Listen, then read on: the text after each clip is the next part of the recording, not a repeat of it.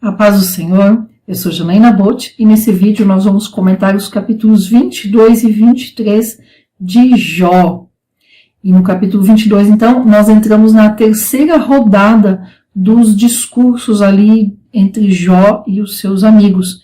E essa terceira rodada, nós temos o discurso de Elifaz. O que acontece com esse amigo de Jó? Ele fica irritado com a última resposta de Jó, ali no capítulo 21, nós falamos sobre isso no vídeo anterior. Ele fica irritado, né, pelos argumentos ali de Jó, pela resposta de Jó, se sente incomodado, e aqui no capítulo 22, então, ele vai ficar até, de certa forma, abusivo, ele abusa da amizade, ele acusa Jó, e continua acusando Jó de pecado, insinuando má conduta de Jó. Então, tudo aquilo que foi falado de Jó, aquilo que Jó se apresentou nos primeiros capítulos, dizendo que ele ajudava as viúvas, que ele ajudava os necessitados, os pobres, tudo isso, aqui ele vai colocar dúvida sobre essa ajuda. Ele faz, então, apresenta argumentos sobre Jó ter realmente cometido pecado, embora os pecados, não existe graduação de pecadinho, pecado ou pecadão, mas os pecados têm consequências diferentes e alcances diferentes. Mas aqui ele aponta algumas coisas, entre aspas, pequenas, no sentido, diante do sofrimento que Jó está. Vamos ler alguns versículos.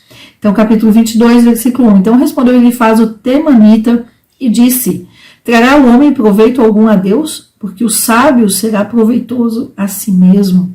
Versículo 5. Porventura, a tua malícia não é grande e as tuas maldades não têm limites? Por que tiraste algo de teus irmãos sem causa e fizeste despir as roupas dos nus? Então eu falo assim, olha, você pode ter tirado roupa, alguém foi pedir alguma coisa para você e você pegou em troca a roupa dessa pessoa, a única roupa que ela tinha, e deixou-os sem roupa, os deixou nus. Versículo 7, não deste de beber água ao cansado e retiveste o pão ao faminto? Então, acusando Jó de ter cometido pecados horríveis, de tirar o pão, inclusive, daquele que já estava com fome, daquele que pouco tinha, do pobre. Vamos aqui aos versículos 9. Despediste vazias as viúvas e os braços dos órfãos foram quebrados. Ele acusando Jó de que, porventura, tudo isso que ele tinha falado, os capítulos anteriores, que tinha ajudado, que tinha feito, será que ele realmente tinha feito? Então ele coloca em dúvida, e não só coloca em dúvida, mas aponta como que você não fez exatamente o que você está falando. Na verdade, você mandou as viúvas sem nada, você até piorou a situação dos órfãos, e ele vai falando nesse sentido e acusando Jó de realmente ter pecado. Ele fala que a maldade de Jó é absurda. Olha o versículo 10. Por isso há laços que te cercam ao redor e te perturba um espanto repentino. Então ele vai falar que Jó está sofrendo e está com dor, e tudo que aconteceu a Jó é por culpa do próprio Jó, por causa dos pecados de Jó. Mas a parte mais difícil do discurso de Elifaz começa aqui no versículo 12. Então, assim, algumas coisas que Elifaz fala nesse seu discurso, elas são corretas, elas estão certas. Mas o entendimento de Elifaz e a aplicação que ele dá é que estão erradas. Então não basta ter o conhecimento, eu preciso entender o que eu sei. Não basta saber, eu preciso entender e eu preciso saber usar. O que Elifaz não sabe. Olha o versículo 12. Não está Deus porventura na altura dos céus? Deus não está nos céus? Está sim, essa parte está certa.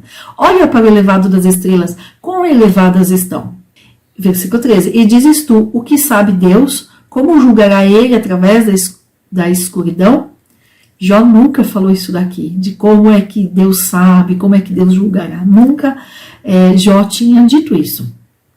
Então Elifaz está caluniando Jó, falando coisas que ele não disse.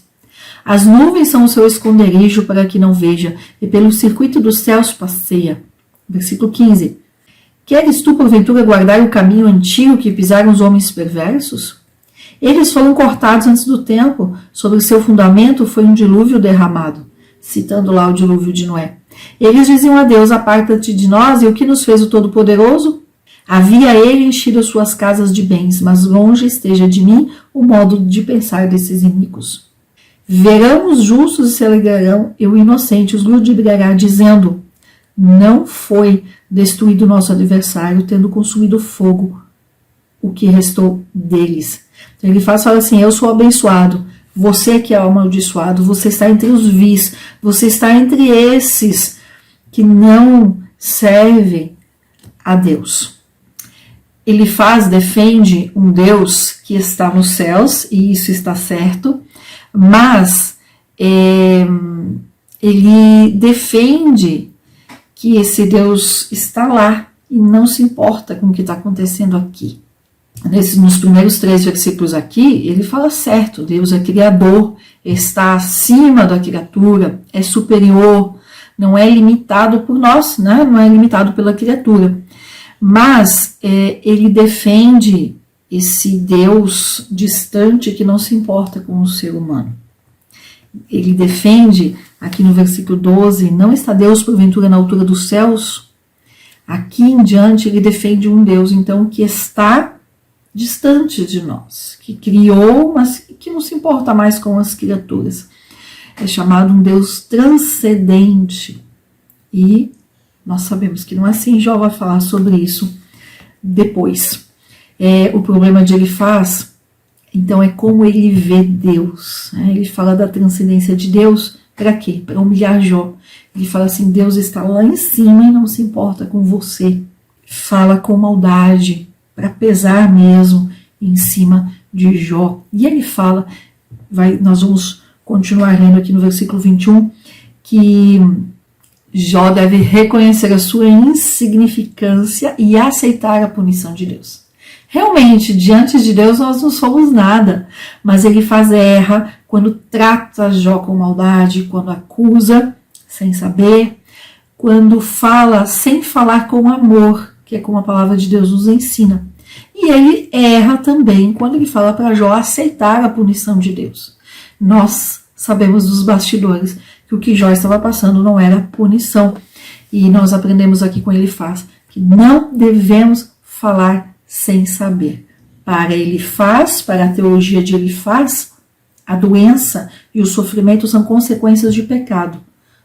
Nós sabemos que não é desta forma. Nem sempre doença e sofrimento são consequências do pecado. Vamos ler aqui os versículos 21 em diante. Versículo 21. Trava amizade com ele, rogo-te isto, e terás paz, e assim te sobrevirá o bem. Então ele está falando o quê? Para Jó se arrepender, né? Trava amizade com ele. Ou seja, se entenda com Deus. Você está em pecado, se arrependa. Versículo 22. Toma agora a lei da sua boca e põe as suas palavras em seu coração. Se ao Todo-Poderoso te voltares, serás edificado, e se afastares da tua tenda a iniquidade, terás mais tesouros que a terra, e como pedras dos ribeiros, o ouro de Ofir. Ele fala assim, se arrependa, se entenda com Deus, que aí sim vai se afastar da tua tenda, vai se afastar de você todo pecado. Olha o versículo 25. E o Todo-Poderoso, então, será o teu tesouro, e terás prata aos montões, porque então te deleitarás no Todo-Poderoso e elevarás a Deus o teu rosto. Orarás a Ele, e Ele te ouvirá, e tu pagarás os teus votos.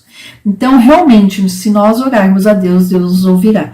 Mas aqui ele está aplicando isso da forma errada. Ele está falando que Jó está sofrendo, está doente, está com dor por conta do pecado de Jó. Esta é a aplicação que está errada. Versículo 28. Determinarás deste modo alguma coisa e te será firme, e sobre os teus caminhos resplandecerá a luz. Quando fores abatido, dirás tu, haja exaltação, e Deus salvará o humilde de olhos, e libertará até o que não é inocente, pois pela limpeza das tuas mãos será libertado. Aqui ele faz, então, ele deixa claro que o que Jó fizer, as obras é que vão dar o alento ali de ser salvo, né? E libertará até o que não é inocente, pois pela limpeza das tuas mãos será libertado. Nós precisamos cuidar disso, achar que Deus está lá, que Ele não se importa com o que nós estamos fazendo, ou então que tudo que nós estamos sofrendo é consequência do pecado. Muitas vezes sobre nós até achamos que não, e temos um entendimento diferente, mas acusamos e olhamos os outros com um olhar julgador. Se ele está sofrendo é porque está em pecado. Nós precisamos cuidar nesse olhar. Um dos maiores problemas de Elifaz foi a falta de amor e a falta de cuidado ao tratar, ao falar e ao acusar o próprio amigo Jó. E vamos para o capítulo 23. O capítulo 23, então, é a resposta de Jó a esse discurso de Elifaz. A resposta de Jó, ela vai tomar o capítulo 23 e o 24. Nesse vídeo aqui nós vamos falar só do 23. Por quê? Porque quando Jó termina de responder Elifaz lá no 24, já vem ali a réplica do seu amigo Bildade. Então nós vamos deixar para o vídeo de amanhã. Mas vamos falar então de parte aqui do discurso de Jó, parte da resposta de Jó a Elifaz. E a lição aqui que nós temos desse capítulo 23 é principalmente de não fazer suposições, como os amigos de Jó fizeram. É não falar sem saber do que se está falando. É melhor orar e falar diretamente com Deus. E Jó vai dizer aqui que ele quer estar com Deus, ele quer estar na presença de Deus. A pergunta aqui é: onde está Deus? Jó quer estar na presença de Deus porque ele quer falar sobre a sua situação diretamente com Deus. Vamos ao versículo 1. Porém, respondeu Jó e disse: hoje ainda falarei da minha queixa com amargura, pois é mais grave a minha chaga que o meu gemido. A situação de Jó é de muita opressão, não só por conta da sua situação de saúde, a sua doença, por conta do luto, por conta de tudo isso, mas principalmente por causa da falta de apoio dos seus amigos. Ele fala assim no versículo 3: quem me dera se eu pudesse encontrar Deus, eu iria então até o seu trono. Ele quer estar com Deus, ele quer estar na presença de Deus. Versículo 4: exporia diante dele a minha causa e encheria a minha boca de argumentos. Eu saberia o que ele me respondesse e entenderia o que me dissesse. Porventura, pleitearia comigo com a grandeza da sua força? Não. Antes, ele me daria atenção. Então, Jó está falando que Deus não ia esmagá-lo. Deus não iria lutar contra Jó. Deus daria atenção a Jó. E nesse aspecto, ele estava certo. Ali o justo pleitearia com ele e eu para sempre ficaria absolvido pelo meu juiz.